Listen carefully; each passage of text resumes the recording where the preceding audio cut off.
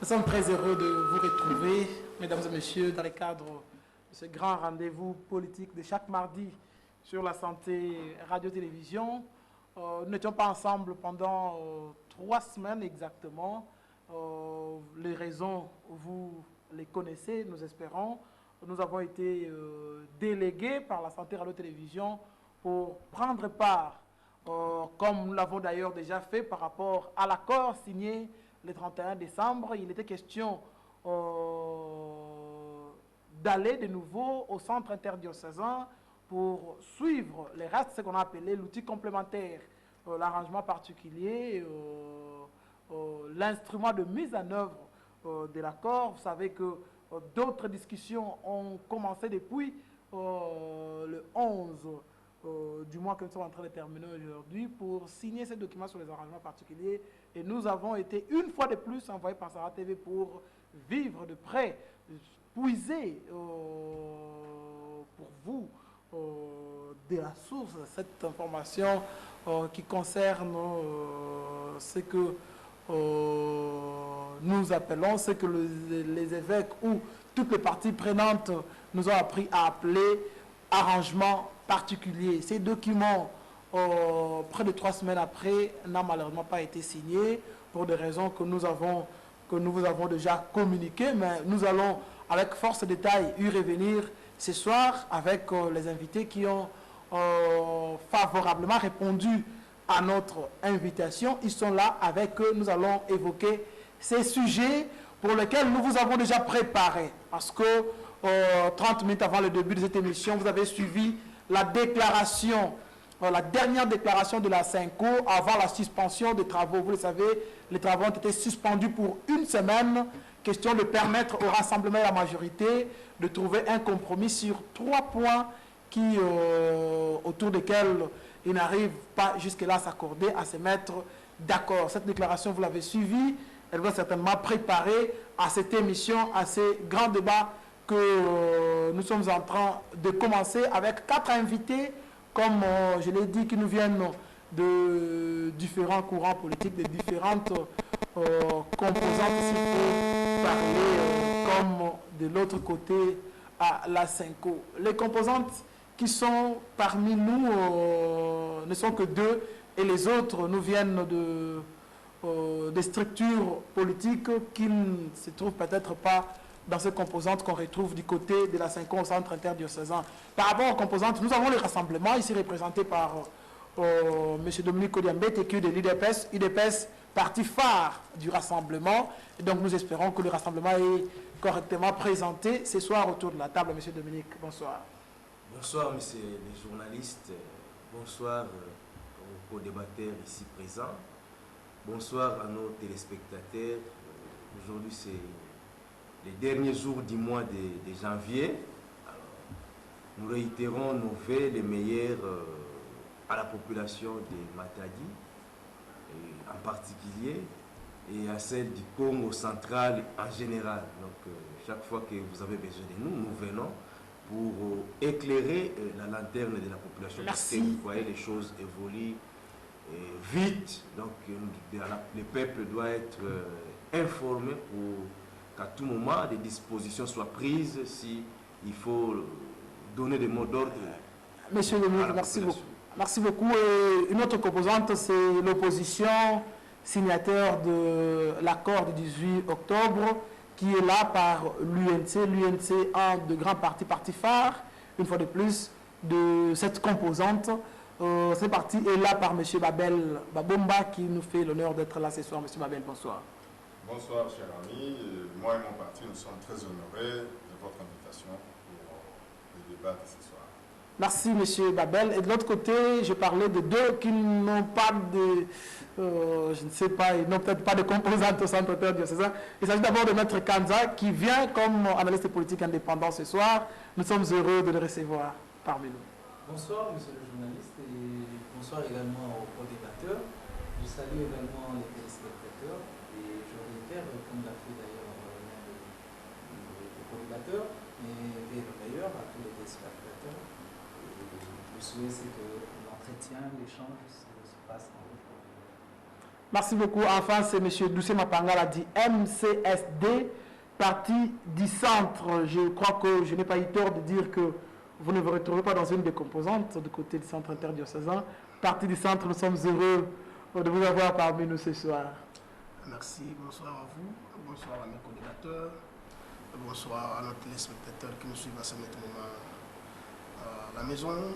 Comme vous le constaterez que je suis un peu malade, mais parce que nous sommes à votre service, nous nous sommes efforcés pour venir apporter notre modeste contribution à ces débats.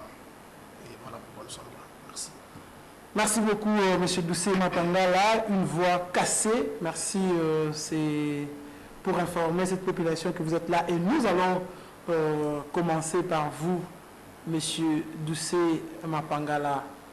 Parmi les 3 points de divergence, nous allons rappeler ces points concernent exactement le mode de désignation du Premier ministre, l'affectation des différents ministères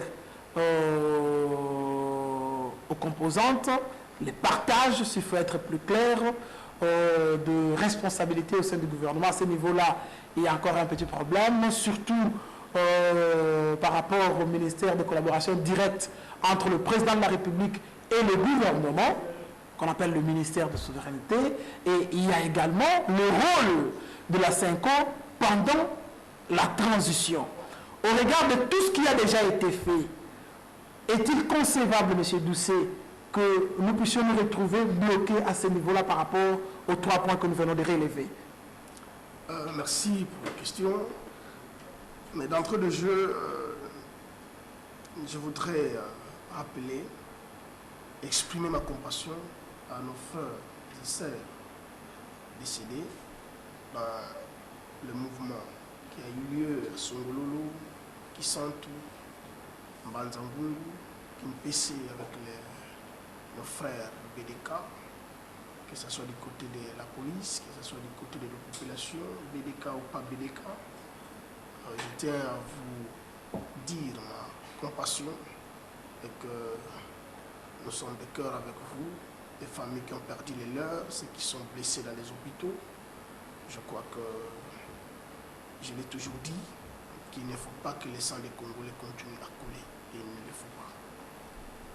Donc je vous dis que je suis de cœur avec vous. Merci. Pour répondre à votre question, je l'ai toujours dit sur ce plateau. Et je le redirai toujours. Vous savez, je suis resté chez moi à la maison, je regarde comment M. Yamon, je crois qu'il vient d'être élu avec le premier niveau de la gauche, comment il a commencé la politique, comme un jeune garçon qui amène des affiches, qui colle des affiches, il a grandi dans son sein de son parti, il a une culture de son parti. Et contrairement au Congo, nous jeunes qui arrivons en politique, qui espérons faire de grandes choses en politique, mais on a un problème de repères. Parce que, à mon avis, les choses ne devaient pas se compliquer. Mais je donne raison aux évêques qui ont dit que nous allons maintenant commencer la partie la plus difficile, la gestion des ambitions. L'accord étant déjà là, les restes qui ne sont que des annexes de l'accord, qui ne devaient plus poser problème, mais comme il s'agit de postes à se partager, comme il s'agit de gâteaux à se partager, ça devient des problèmes, ça bloque. Mais pourquoi ça doit bloquer? Si réellement ces Congolais, ces politiciens ont l'amour de leur pays, ont l'amour de leur peuple, pourquoi la répartition des tâches, pourquoi le partage de ces pouvoirs doit poser problème? Donc nous nous retrouvons devant des groupes de gens qui restent dans les antipodes, dans les coins, chacun point du mur, personne ne veut s'approcher, et se regarde en chaîne de faïence, moi je ne veux pas ceci, moi je veux ceci. Et finalement, vous allez constater que le temps passe. Nous allons arriver au mois de décembre. On n'organise pas les élections parce que nous avons bouffé tout notre temps pour se disputer des intérêts personnels. Les gens, en réalité, la désignation du Premier ministre, quand j'ai lu l'accord dit clairement que le Premier ministre est présenté par le Rassemblement. Le Rassemblement présente les Premiers ministres. Oui. Je comprends pourquoi peut-être la majorité a signé cet accord sous réserve. Je ne sais pas s'ils l'ont signé parce que j'étais en difficulté ou quoi, je ne sais pas. Mais juridiquement, quand on entre dans l'esprit et la lettre de l'accord, on dit que le Rassemblement présente les candidats Premier ministre. Alors, la majorité... Ces réserves, M. Doucet, n'existent pratiquement plus parce qu'ils ont effectivement... Mais ils ont signé d'abord sous réserve. Mais ils ont fait une déclaration pour... C'est le même accord et donc ils adhèrent à cette disposition. Ils adhèrent, malgré eux, ils avaient déjà signé. De toutes les façons, il faut signer quand on a signé un document, il faut signer. Je te parle, s'il vous plaît. Déjà. Et donc... Je vous en prie. Donc, ça bloque. Parce que tout simplement, les parties prenantes à ce dialogue n'ont pas la volonté les uns et les autres de solutionner ces problèmes qui n'est qu'un problème mineur de gestion des ambitions. Puisque pour le Congo, ils ont déjà trouvé l'accord qui est là. Maintenant, il reste les annexes qui sont que des problèmes qui concernent les acteurs politiques entre eux. Moi, je veux avoir ceci, l'autre veut avoir cela. C'est là que moi, en tout cas, je ne suis pas de l'INC, mais j'ai trouvé quand même une certaine maturité politique de la part du président Vital Kamerhe, qui a dit que nous traînons parce qu'il y a un problème de poste qu'il y a ici. Seulement pour le poste. Et lui-même a dit qu'il ne sera pas. Il n'entraînera pas personnellement au gouvernement parce qu'il veut rester aux côtés du peuple. Voilà quelqu'un au moins qui se dit, je me sacrifie. Merci, M. Doucet Makangala. Merci, nous aurons le temps de revenir. Je ne fais pas son apologie, ce n'est pas de son parti. Je vous en prie, l'UNC là, c'est à l'UNC qu'il appartient. Ça, c'est un coup de chapeau, je le félicite. De donner un peu plus d'éléments dans ce sens. Nous allons tourner du côté de Maître Kanza. Maître, vous pensez que une semaine que les évêques ont donné va finalement, parce que la population que nous vient de suivre, Monseigneur Marcel, Monseigneur Ambongo par exemple, nous aurons le temps de revenir sur cette déclaration de Monseigneur Ambongo qui dit clairement qu'à 1000 heures, il est dit clairement à 1000 heures, on peut trouver des solutions à ces problèmes. Et déjà par rapport au CENSA, le Conseil national de suivi de l'accord, il y avait un blocage que seule la CENCO a décanté avec la solution sur le présidium et finalement on est passé. Par rapport au gouvernement, on attend que la CENCO finalement fasse une autre proposition. Ce n'est pas ridicule pour la classe politique. Maître Kanza. Merci pour la question. Je salue d'abord la hauteur patriotique des évêques. Et n'eût été leur abnégation par rapport à la République, au moins je pense que la situation serait pire que ça. Parce que vous comprenez bien, ce qui concerne les 3 points de blocage, vous allez vous rendre compte que là, c'est l'étape la plus difficile que nous amorçons, contrairement, par exemple, en ce qui concerne le consensus à trouver par rapport au Présidium, par rapport à la Saint-Salle. Pourquoi? Parce que le nœud de problème, c'est la gestion des ambitions. Effectivement. Mais le problème n'est pas personnel, le problème n'est pas sectoriel. Il est global, il est systémique. C'est la classe politique congolaise en soi qui a une pathologie, je pourrais dire ainsi, n'est-ce pas, de caporalisation en ce qui concerne les biens de l'État, en ce qui concerne l'exercice du pouvoir. On a peur d'affronter le peuple. Alors donc, d'un instant, il y a une brèche de consensus ou de conciliabule. On s'est dit, ah, d'accord, voilà l'opportunité pour se faire de l'argent et donc avoir quelques portefeuilles ministériels. C'est triste. D'où, je reviendrai sur le 3e point, la SENCO doit jouer un rôle déterminant. Et ça ne doit pas constituer un point de blocage. Les parties prenantes doivent s'accorder pour dire que si au moins la tension a été atténuée, après le 19, c'est grâce à la sagesse. Et du reste, c'est l'implication aussi de la communauté internationale pour apaiser la tension.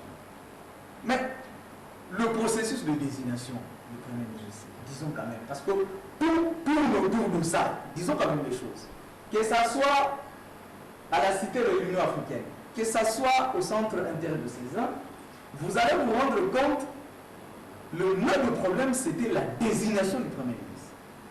De l'autre côté, ce n'était pas peut-être verrouillé. Ici, les amis ont estimé qu'il ne fallait pas être floué par la majorité pour ne pas être surpris par une nomination qui va plaire sûrement à la majorité. Ils ont estimé qu'il fallait verrouiller le système, encadrer le système, et ça s'est fait. La majorité levant la réserve, je pense qu'il n'y a aucun problème. L'accord dit ceci. Le Premier ministre et le candidat Premier ministre est présenté par le Rassemblement. Moi je me dis, il faut une mauvaise foi pour bloquer les choses. Il faut nécessairement consulter, parce que même le mécanisme de désignation dont on cherche, ça ne doit pas se carter de l'esprit de l'article 78 de la Constitution, où le chef de l'État nomme le Premier ministre après avoir consulté la majorité parlementaire. Je me dis, ici, il n'y a pas un problème de remettre en cause les prérogatives du président de la République.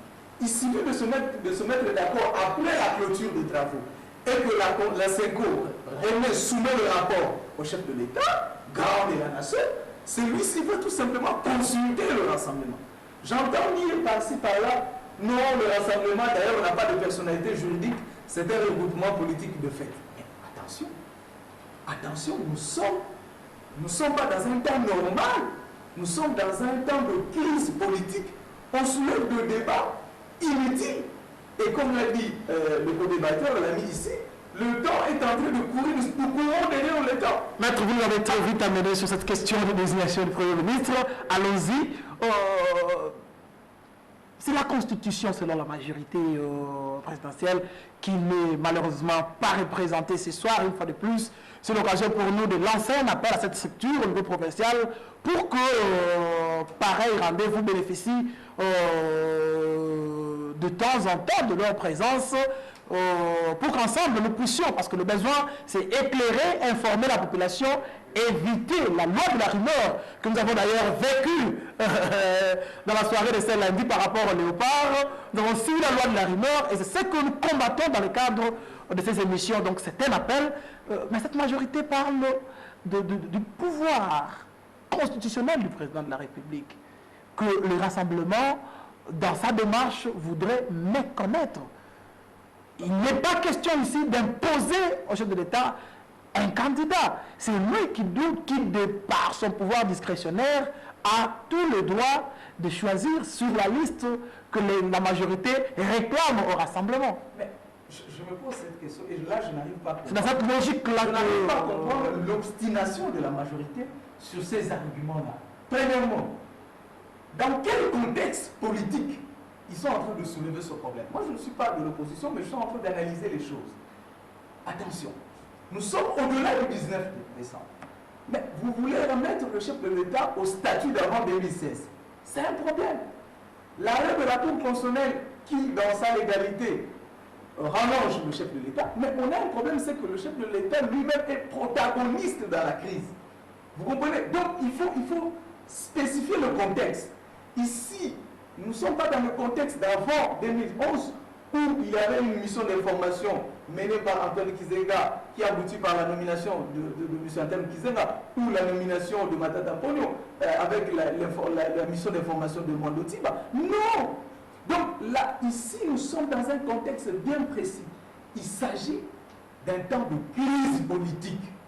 Et pourquoi il y a eu accord politique? On devait tout simplement ne pas négocier, on devait tout simplement ne pas négocier et appliquer tout simplement l'article 78 de la Constitution. Pourquoi on ne l'a pas fait? C'est tout simplement parce que nous sommes dans un temps de crise politique et le contexte est tout à fait particulier. C'est ça le problème. Donc l'article 78 ici, si vous l'appréhendez dans le temps normal, qu'est-ce que ça allait se passer? On organise les élections, il y a une mission d'information, on identifie la coalition parlementaire et après la consultation de celle-ci, pourquoi d'ailleurs il y a la consultation? C'est pour trouver un consensus. Le chef de l'État, dans le même cas, pouvait bien consulter le rassemblement.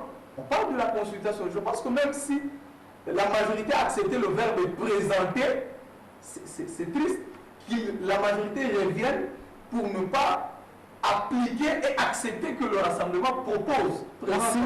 Néanmoins, je chute par là. Merci, maître, oui. Le rassemblement doit aussi assumer toute la responsabilité qui s'impose.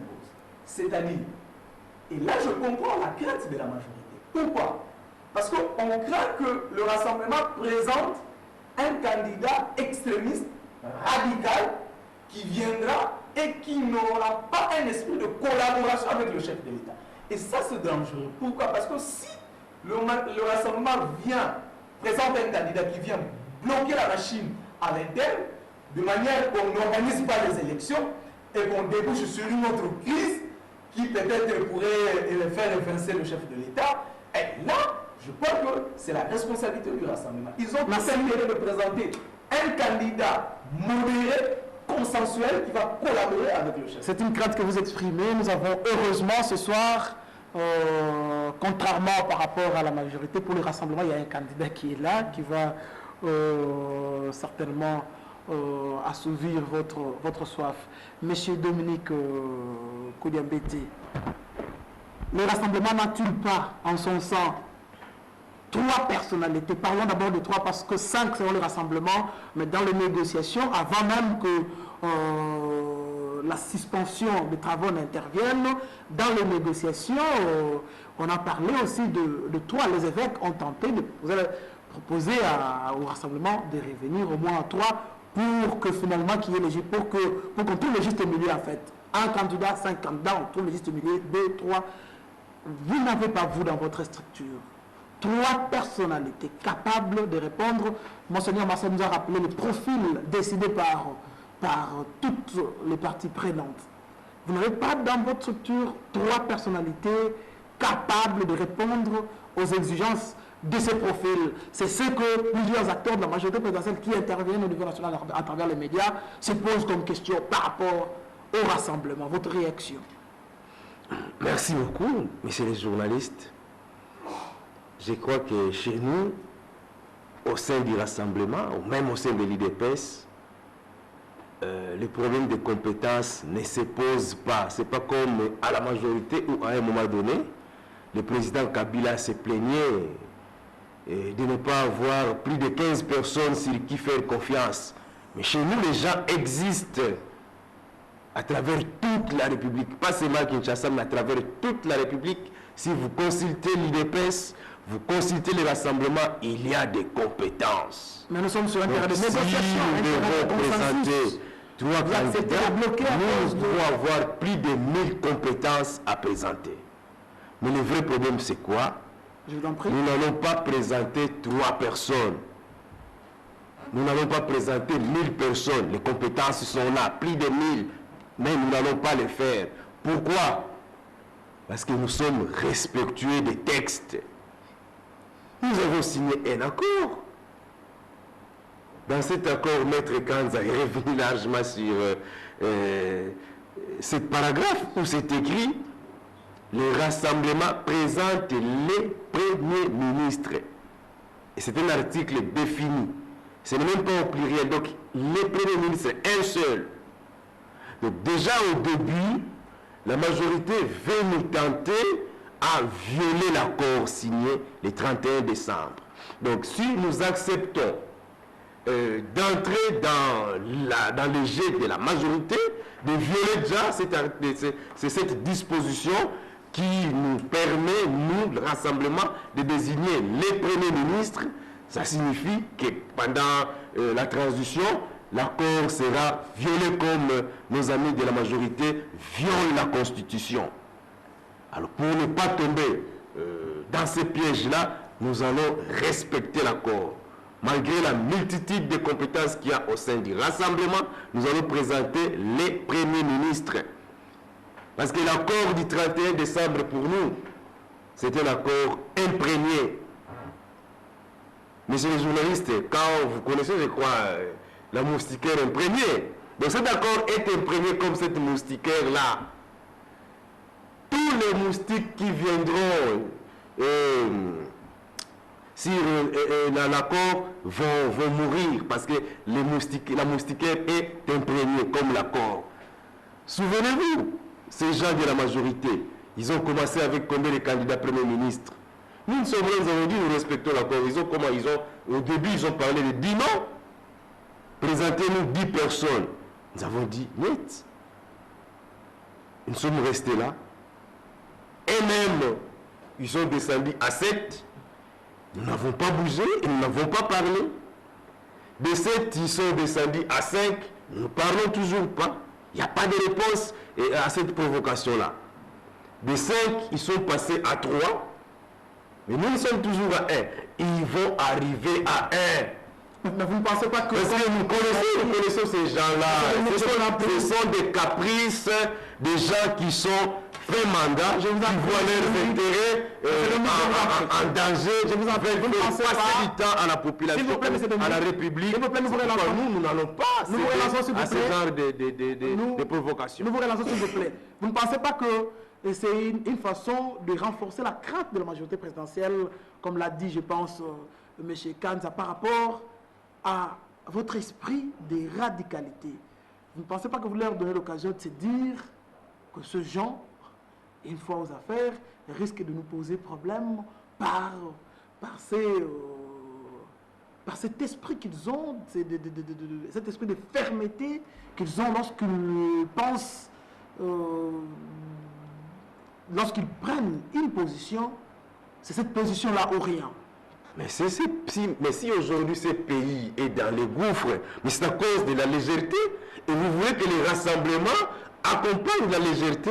Nous sommes en train de négociation, monsieur le ministre. Pas question, donc nous allons rester fermes, mais en respectant les intérêts de la République, les intérêts de la population. C'est ça la les négociations, on s'est fait des concessions. Mais les négociations ont eu lieu. Je crois que l'accord est là, nous l'avons signé tous. Nous allons rester dans les textes que nous avons signés. Quand il s'agit de la gestion de la République, messieurs les journalistes, ce n'est pas question que les gens s'aiment. On peut ou ne pas s'aimer. Là n'est pas le problème. Mais quand on gère la République, c'est une question du respect des textes. C'est-à-dire que le Premier ministre soit radical ou pas. Mais quand il respecte les textes, de part et d'autre, nous devons seulement avoir comme terrain d'entente le respect des textes. Mais s'aimer ou ne pas s'aimer, là n'est pas le problème, parce que nous ne sommes pas obligés de nous aimer. Mais si nous respectons les textes, la République va avancer. Donc c'est à ce niveau-là que nous disons, nous préférons respecter les textes que de faire plaisir aux gens qui ont géré cette République depuis plusieurs années. Et vous voyez vous-même à quel niveau c'est la République démocratique du Congo à ce jour. La question de temps, vous ne pensez pas que plus, parce que rappelez-vous, lorsque le débat sur cet outil complémentaire a commencé, les évêques, la Synco a parlé des 4 jours. Parce que la Synco a estimé que c'était une question, c'était des questions qu'on pouvait traiter avec une certaine rapidité. En 4 jours, c'était amplement suffisant pour que finalement, qu'on trouve un texte consensuel et finalement se lancer au travail. Parce que même les évêques s'inquiètent, se disent que plus le temps passe, économiquement, les pays déjà malades, la population souffre. Il faut que les politiques que vous êtes puissiez voir dans quelle mesure aller vite et vous mettre au travail pour le bien-être de cette population. Vous ne pensez pas que dans cette tractation, le temps passe? Mais où est le problème du rassemblement à ces stades du débat? Nous disons qu'il faut respecter les textes ou l'accord que nous avons signé. C'est l'autre camp qui affiche la mauvaise foi de ne pas vouloir respecter ce que nous nous sommes dit. Je crois que Maître Nkanza l'a bien relevé ici.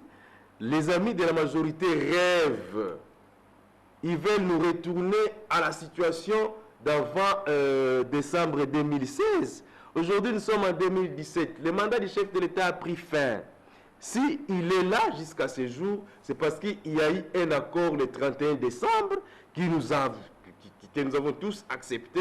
Et sur base de cet accord, nous avons reconduit le président Kabila pour une année de transition. Le président de la transition, ce n'est pas le président qui était en fonction de 2011 en 2016. Maintenant, il est là comme président de la transition. À notre niveau, le problème ne s'est pas posé pour l'accepter comme président de la transition. Mais pourquoi au niveau de la majorité, ils doivent commencer à poser beaucoup de préalables pour accepter le Premier ministre que le Rassemblement doit accepter? Parce que nous nous disons ceci à ce moment-là. Ok, si la majorité s'obstine à vouloir nous imposer à présenter 3 candidats, ok, c'est bon, alors nous allons tout remettre en cause pour que nous aussi, à notre niveau, nous puissions demander à la majorité, comme nous sommes déjà après le 19 décembre 2016, que la même majorité aussi présente au rassemblement 3 candidats pour que le rassemblement puisse choisir celui qui sera président de la transition. À ce moment-là, nous allons aussi présenter 3 candidats et à la majorité pour choisir celui qui sera Premier ministre. Mais si ça ne se passe pas de cette façon-là, nous avons seulement permis à la majorité de nous présenter un seul candidat pour la présidence de la transition, nous aussi nous présentons une seule personne. S'ils veulent 3, nous aussi nous allons demander 3 personnes à la majorité et tout va bloquer là. La population est en train de suivre et le mois venu, elle va prendre toutes ces dispositions. Je vous en prie, merci M. Dominique. M.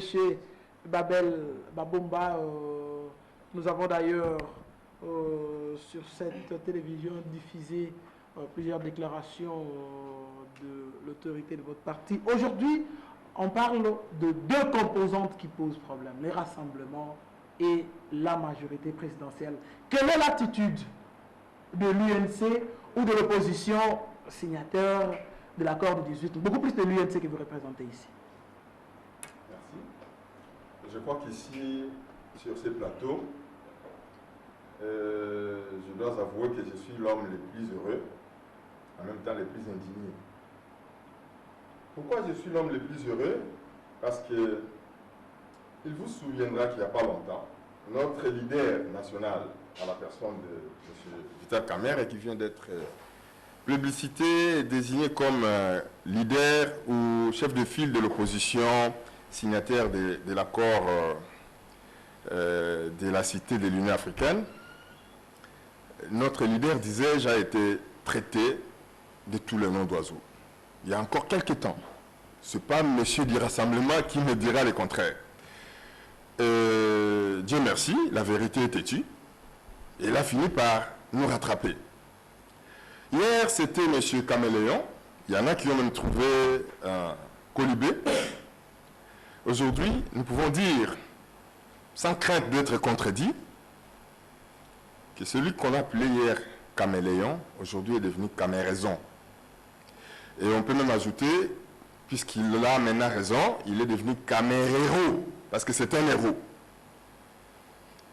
Vous pouvez ajouter Camère sage, Camère grand esprit, tout ce que vous voulez là. Mais nous, ce que nous retenons qu'aujourd'hui, les esprits lucides et tous ceux qui sont objectifs peuvent nous donner raison.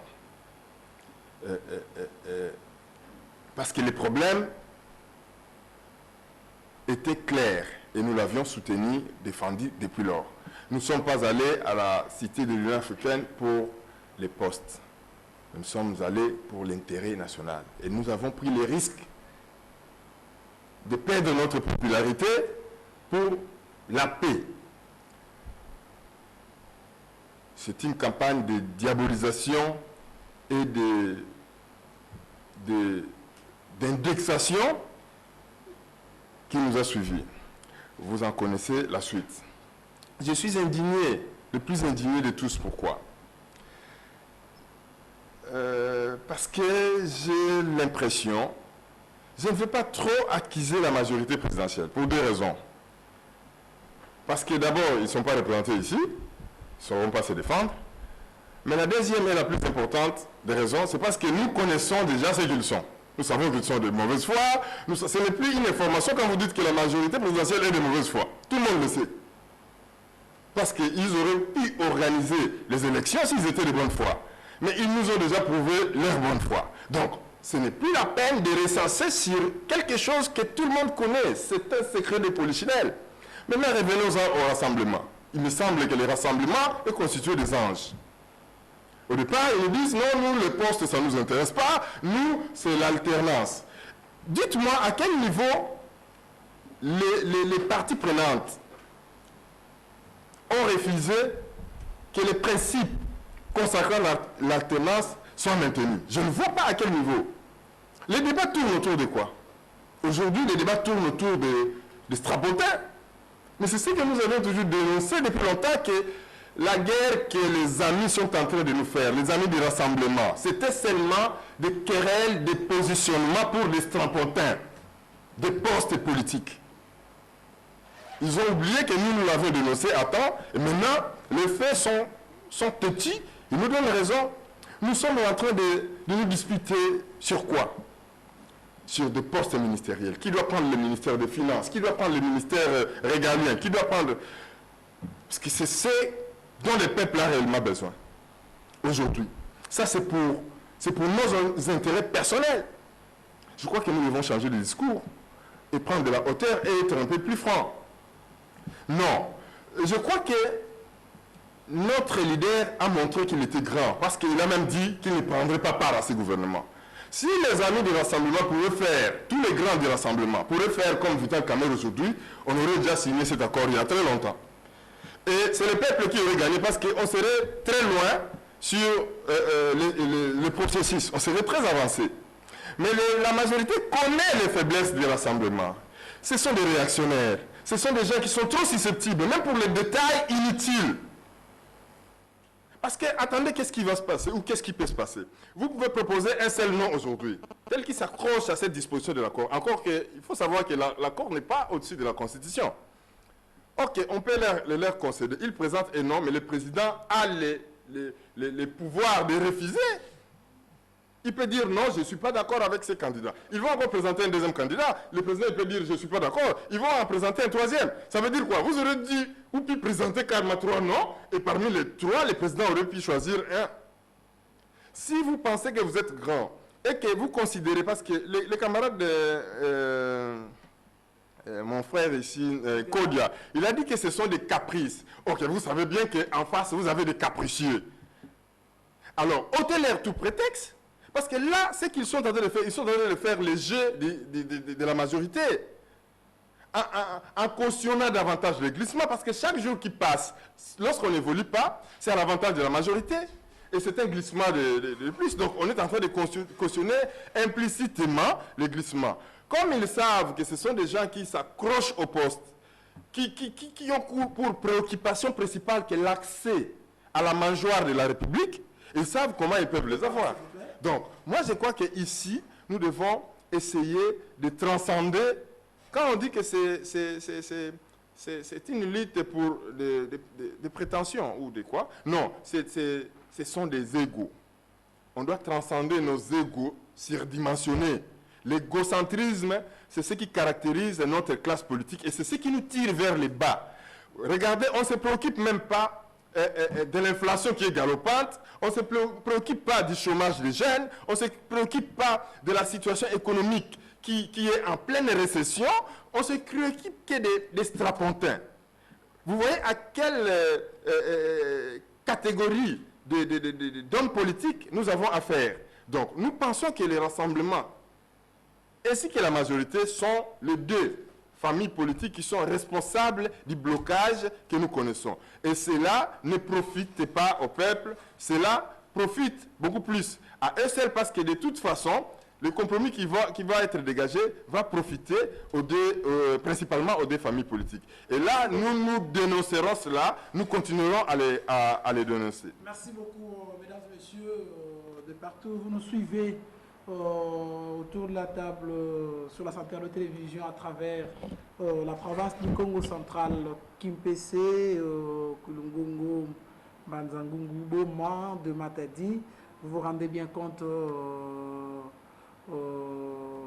devant quelle situation est-ce que le pays se trouve aujourd'hui, la position du rassemblement, la position de la majorité, quoi qu'elle ne soit pas là ce soir, mais vous êtes bien informés grâce, entre autres, à la santé radio-télévision. Vous connaissez les positions de cette composante, vous avez suivi les autres, vous vous faites une idée exacte, nous l'espérons, de la situation dans laquelle nous nous trouvons. Comme je l'ai dit, cette question sur la primature bloque, en plus de cette question, les deux autres que nous aurons bien le temps d'évoquer, le temps pour nous de répartir au deuxième tour de table consacré, conformément à la tradition de notre émission, aux réactions, puis nous passerons très rapidement aux deux autres points de blocage que nous avons d'ailleurs déjà évoqués d'entrée de jeu de cette émission. Très rapidement, en 2 minutes, nous allons répartir du côté de nos invités pour des réactions. Nous allons commencer par Maître Kanza de l'autre côté. Maître, vous avez suivi les autres, surtout par rapport à la question sur la désignation du Premier ministre. Votre réaction? Écoutez, moi je pense qu'à un moment, nous confondons un peu le période. C'est-à-dire que la majorité n'ayant pas organisé les élections, nous sommes dans une période qui renferme une circonstance exceptionnelle. Certes, l'accord politique n'est pas au-dessus de la Constitution. Nous sommes d'accord. Mais on n'a pas organisé les élections. Et donc il y a une crise politique. Il faut donc un acte politique, une convention politique pour dégager un consensus de manière à apaiser la tension. Et donc, les clauses qu'on retrouve dans cet accord, ce sont des clauses qui lient les partis, les deux partis, aux négociations. Je me dis, nous voulons avoir une culture politique d'excellence. C'est quand même important de pousser nos acteurs politiques au respect du texte. Ça ne sert à rien de signer ou de jouer à un jeu grammatical par rapport à un verbe présenter, proposer, nommer, investir. Ah, mais attends, on ne va pas quand même faire appel à des linguistiques. Vous acceptez le verbe présenter et par rapport vous dites non, pouvoir discrétionnaire. Mais il ne fallait même pas accepter ce verbe. Pourquoi jouer à ce jeu grammatical dans un document aussi important? Non. Il fallait carrément dire, non, écoutez, laissez. On était dans une étape de négociation, il fallait discuter pour dire, non, nous n'acceptons pas ce mécanisme. Mais la majorité s'inquiète de la place du pouvoir discrétionnaire du chef de l'État. Pour le cas Badibanga, les suspens étaient là. On a parlé de Vital Kamere, et finalement c'est Badibanga qui est venu. Vous ne trouvez pas que la majorité tient au même rythme pratiquement? Il faut que le suspens soit là, il faut que le pouvoir discrétionnaire du chef de l'État garde sa place, garde ses effets. C'est là où je dis on confond effectivement les périodes. Mais je reviens, même dans le temps normal, vous savez, j'ai entendu parler, la majorité parle d'un pouvoir discrétionnaire. Mais même quand vous pénétrez l'article 78, il n'y a pas un pouvoir discrétionnaire du chef de l'État. C'est une compétence liée. Parce que l'article 78 dit ceci, le président de la République consulte après consultation de celle-ci. Donc, je ne sais pas s'il y a un problème d'exégèse au sein de la majorité. Consulte. Mais c'est quoi consulter? C'est d'ailleurs une obligation constitutionnelle. Donc, le pouvoir discrétionnaire, on ne consulte pas. L'autorité apprécie, à la libre appréciation. Mais ici, même dans la Constitution, on dit consulte. Donc, c'est une compétence liée. Alors, a fortiori, maintenant, lorsqu'il y a crise politique, vous savez, lorsque vous pénétrez l'histoire des accords politiques, au Kenya, après les élections de 2004, Raila Odinga, Premier ministre, nommé parce qu'il y a eu crise, on a signé l'accord politique d'Arusha, et le chef de l'État à l'époque, c'était d'ailleurs sous la facilitation de l'Union africaine, on a seulement donné le nom au chef de l'État, Kenya à l'époque, il a tout simplement nommé. Ça se passe comme ça. Donc même l'accord de Makoussi en Côte d'Ivoire, c'est toujours comme ça. Lorsque vous avez affaire à une crise politique, il ne faut pas trop constitutionnaliser la résolution des conflits, il faut plutôt avancer et ça nécessite la bonne foi.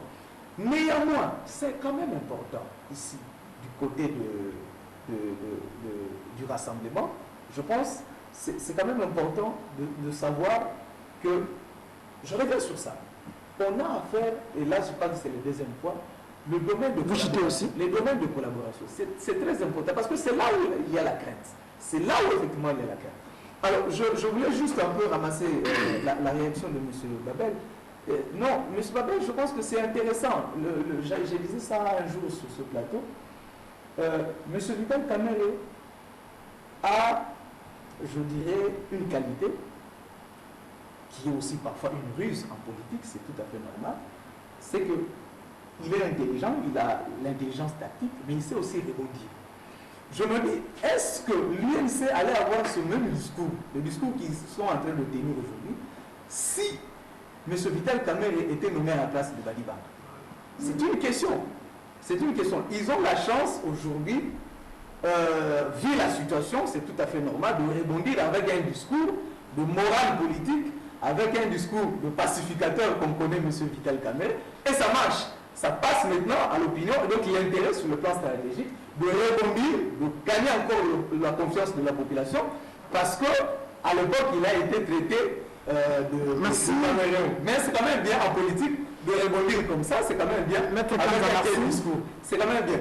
Mais l'avantage de l'accord de centre des César, et c'est que M. Vital Kamerhe et les siens, malgré l'intelligence qu'ils ont, il faut admettre, la clause de non-candidature à la cité de l'Union africaine, ce n'était pas inséré, ce n'était pas négocié.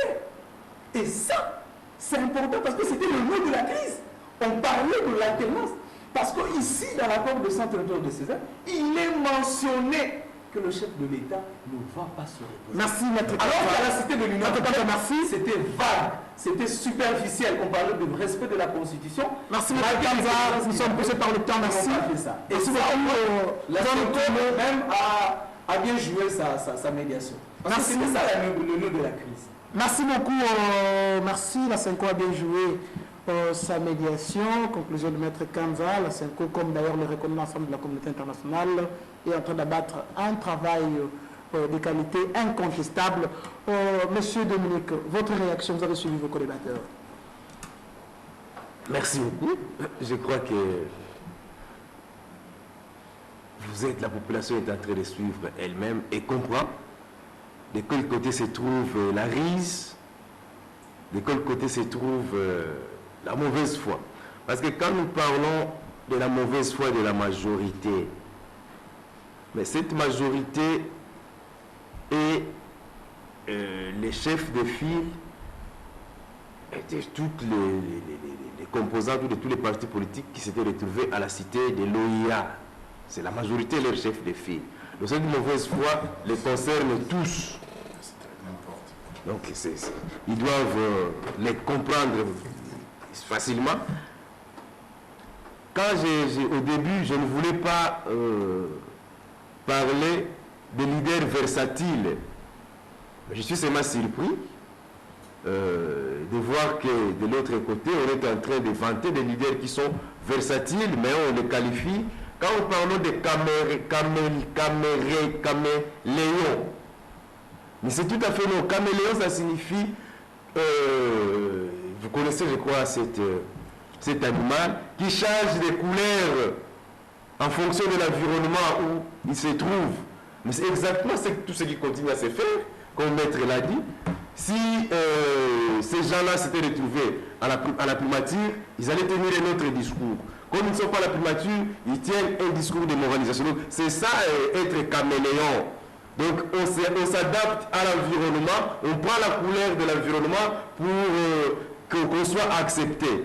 Mais bon, la population a déjà compris que ce sont des gens qui n'ont rien à voir avec les intérêts de la population. Ce sont des gens qui se retrouvent dans la majorité parce qu'on a également souligné ici, dans la cité de Léa, quand ils sont allés, c'était pour aller consacrer le glissement éternel. Mais heureusement pour nous, le 31 décembre, nous avons clairement dit non au glissement. Donc, même s'ils ne doivent pas participer au gouvernement, c'est tout à fait normal parce que la majorité va participer au gouvernement. Ils sont alliés de la majorité. Donc, c'est toujours, ils vont d'une façon ou d'une autre se retrouver au sein de ces gouvernements-là de la majorité. Par rapport à la question sur la primature, s'il vous plaît, la primature. Par rapport à la primature. Vous ne pensez pas qu'il y a des fissures maintenant au sein, s'il vous plaît, nous n'allons pas violer l'accord. S'il vous plaît, vous ne pensez pas qu'il y a des fissures maintenant au sein du rassemblement? Mais serait-il passé le rassemblement au bord d'une sorte de fragilisation? Parce que nous avons, il y a quelques jours, ici suivi KTB, Katoto, qui a pensé que cette question ne pouvait pas constituer un blocage parce que avec 3, 4 ou 5 non, finalement, la primature reste du côté du rassemblement. C'était normal de présenter 5, 3, 4 noms au président. On nomme et puis c'est fini, on passe. Il est vice-président du conseil des sages du rassemblement. C'est vrai que sa réaction a provoqué quelques réactions au sein de votre main. Vous ne pensez pas que déjà, au sein de la même plateforme, les regards commencent à se croiser? Non, je ne pense pas que les problèmes se posent à ce niveau-là. Il a donné un point de vue en tant que M. Katebe Katoto, mais quand on se retrouve au sein du rassemblement, la position commune, c'est nous présentons un seul candidat. Donc on allait suivre même à travers les amis qui négocient au centre interdiocésain. Personne n'a changé de discours.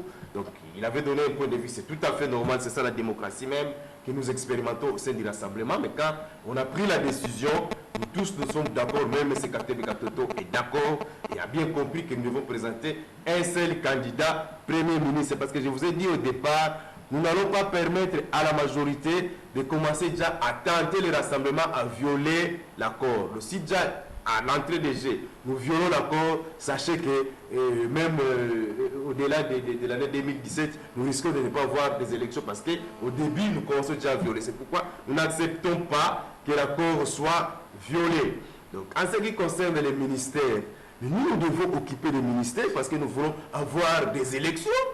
Les amis qui se disent qu'ils ne vont pas participer au gouvernement, mais c'est parce qu'ils veulent que la majorité continue à nous gouverner même jusqu'en 2030. C'est pourquoi ils se disent que nous ne participons pas, la majorité reste là, la majorité qui n'a pas organisé les élections pendant en 5 ans de pouvoir, peut continuer à gérer comme ça pour ne pas continuer à organiser les élections. C'est ça la stratégie. Mais nous disons, nous devons stopper net ces intentions-là de la majorité qui a dirigé pendant 5 ans et qui n'a pas organisé les élections. Nous devons être là et occuper les ministères les plus importants qui vont nous permettre d'amener cette population aux élections. Voilà le seul intérêt qui nous amène à participer au gouvernement. C'est pour que cette fois-ci, que pendant cette transition, que les élections s'organisent. Ne pas entrer au gouvernement signifie laisser les libres champs à la majorité, continuer à démêler au pouvoir jusqu'au-delà de 2017. Donc ça, ce n'est pas les rassemblements qui vont l'accepter, comme déjà à la cité de Noël, les amis avaient accepté que les glissements soient consacrés. Monsieur Dominique, merci. Le 31 décembre, nous avons stoppé les glissements. Merci beaucoup. Voilà merci, la position de notre plateforme et de l'IDPS qui voudrait que cette population puisse quand même avoir des élections à la fin de la transition d'une année que nous nous sommes fixés. Merci de me protéger, monsieur le journaliste. Il faut que il y a des propos. le doit être là pour s'assurer que les élections auront lieu avant la fin de l'année en cours 2017. Nous sommes au stade de réaction. Votre réaction? Mais franchement, c'est un peu ridicule. Hein? Et je crois que c'est malheureux, simplement, de constater que quelqu'un qui a commis une erreur, qui refuse de l'assumer et de l'accepter. Il me semble que c'est diabolique, hein, persévérer dans l'erreur. Non, je crois que la population n'est pas en train de suivre les discours de l'UDPS. Ils savent que l'UDPS se bat pour la primature. Les péchés, ou les prix de Vital Kamerhe, c'est parce qu'il a été vu comme potentiel Premier ministre. C'est comme ça qu'il s'est attiré la foudre de l'UDPS et du Rassemblement. Mais je ne veux pas rentrer dans ces débats-là de bas étage, parce que pour moi, je pense que c'est tirer le pays vers le bas. Hein? Le plus important ici, je crois que c'est savoir localiser où se situe l'intérêt supérieur de la population. La population a besoin de la paix. La population a besoin de la quiétude. La population a besoin du développement. Les amis estiment qu'en se battant pour les postes ministériels, à moins qu'ils aient un véritable agenda caché, à moins qu'ils veuillent matérialiser l'accord de Ibiza, qui a prévu une transition de 3 ans. Mais sinon, si c'est pour quelques mois, je ne vois pas pourquoi on se battrait. Qui vous a dit que si vous n'êtes pas dans le gouvernement, on ne va pas organiser les élections? Où est-ce que c'est inscrit dans l'accord? C'est nulle part. Mais on nous raconte n'importe quoi. Je crois que les gens doivent avoir conscience que quand on parle dans les médias comme ça, on s'adresse également à des gens équilibrés qui nous suivent. Voyez-vous? Qui ne sait pas que les gens se battent pour l'accès à la majorité? Qui ne le sait pas? Qui nous a mis... Mais attendez, ça c'est la première guerre. Mais il y a une autre guerre qui va avoir lieu au sein du Rassemblement. Quand il va falloir maintenant partager les postes au sein de leur famille politique, vous allez les voir. Monsieur Onengankoy doit l'avoir dit. Il dit les vraies négociations ont maintenant commencé. Ça veut dire tout ce qu'on a fait là avant là, c'était pas des négociations. Les véritables négociations, c'est quand on partage les postes. Là, c'est là où les Romains s'empoignèrent. Vous vous rendez compte? Vous vous rendez? Ça s'appelle imbéciliser la population. Vous voulez prendre le peuple congolais pour des crétins. Non, monsieur, un minimum de respect pour le peuple. Et nous ne laisserons pas passer cela. Quant à M. Vital Kamerhe, moi je crois que Maître Nkanza a versé dans les supputations. Si on était nommé Premier ministre, mais nous ne sommes pas Premier ministre. Analysons des faits, soyons positivistes, maître, vous êtes juriste. Parlons des faits. Monsieur Kamerhe n'est pas Premier ministre. Comment nous allons discuter sur des supputations? Encore qu'il vient de dire qu'il ne prendra pas part au gouvernement, c'est-à-dire même pour le prochain gouvernement, il ne peut pas être envisageable qu'il soit Premier ministre. Voyez-vous? Donc, nous ne pouvons pas tirer des conclusions, comme l'UDPS est en train de faire, des conclusions simplistes sur base de fausses prémices. C'est absurde, nous risquons d'induire la population en erreur. Voyez-vous? Donc, il n'est pas question ici pour nous de nous battre pour des postes. Nous avons toujours, s'il vous plaît, nous avons toujours dit, avec ou sans nous, pourvu que ça marche, nous soutenons, nous appuyons. Nous, ce qui nous intéresse, c'est la paix. Nous, qui nous intéresse, c'est le peuple congolais. Bon, nous sommes des socialistes, peut-être que les gens ne le savent pas. Ce qui nous intéresse, c'est le groupe, ce n'est pas l'individu. Mais de l'autre côté, vous pouvez vous-même constater, c'est la guerre des égos qui a éclaté là-bas. Donc ici, nos amis, ils ont un discours pour la population, pour endormir le peuple, comme toujours, pour venir à bébé, et ils ont un discours quand il faut parler de la réalité politique. Tel que maintenant, là, au centre interdiocésain, on parle de la réalité politique et ils ont sorti les biceps. Mais quand il faut venir vers la population, ils changent de discours. En réalité, les vrais caméléons se retrouvent dans les rassemblements et au sein du rassemblement. Merci beaucoup, monsieur Babel. Mesdames et messieurs, nous sommes en train petit à petit d'avancer vers la fin de cette émission. Nous allons aborder l'avant-dernier virage parce que le dernier virage c'est la conclusion. Nous n'avons pas oublié monsieur Doucet, qui aura bien droit à sa prise de parole. Nous allons immédiatement, comme monsieur Doucet, aborder le troisième point de blocage, parce que si vous avez bien suivi, nous avons parlé du premier point, la primature, mais en même temps aussi, nous avons frôlé le deuxième point, la répartition de responsabilités au sein du gouvernement. Nous allons aborder le troisième point de blocage, la présence ou le rôle de la SENCO pendant la transition. Points pour lesquels seule la majorité s'est opposée. Monsieur Dominique et monsieur